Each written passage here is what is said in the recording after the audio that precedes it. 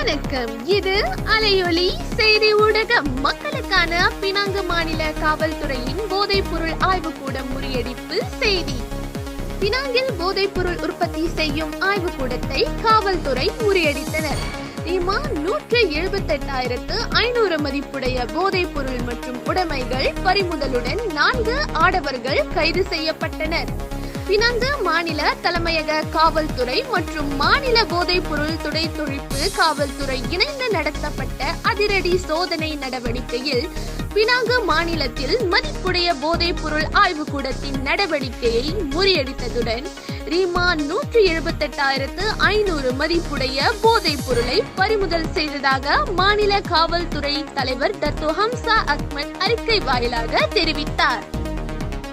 12ஆம் திகதி 7ஆம் மாதம் 2024 பினாங்கு மாநிலத்தில் நடத்தப்பட்ட சோதனை நடவடிக்கையில் கார் நிறுத்தும் இடத்தில் காலை 9:30 மணியளவில் போதைப் பொருள் விநியோகம் செய்யும் 59 வயதுடைய உள்நாட்டு ஆடவர் ஒருவரை கைது செய்த காவல்துறையினர் அதன் பிறகு அப்பகுதியில் மேலும் பல போதைப் பொருளை விநியோகம் செய்யும் ஆடவர்கள் கைது செய்யப்பட்டனர்.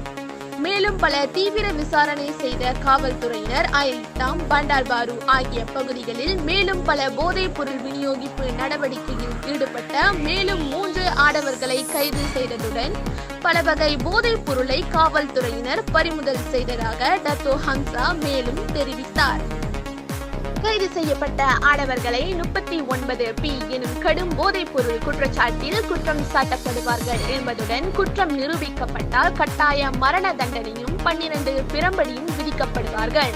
கைதான ஆடவர்களை 13ஆம் திகதி 7ஆம் மாதம் 2024 முதல் 19ஆம் திகதி 7ஆம் மாதம் 2024 நாள் வரை தடுப்பு காவலில் வைத்து விசாரிப்பதற்கு காவல்துறை நீதிமன்றத்தின் அனுமதியை பெற்றிருப்பதாக டத்தோ ஹம்சா தெரிவித்தார். வணக்கம். இது அலை ஒலி ஊடகம்.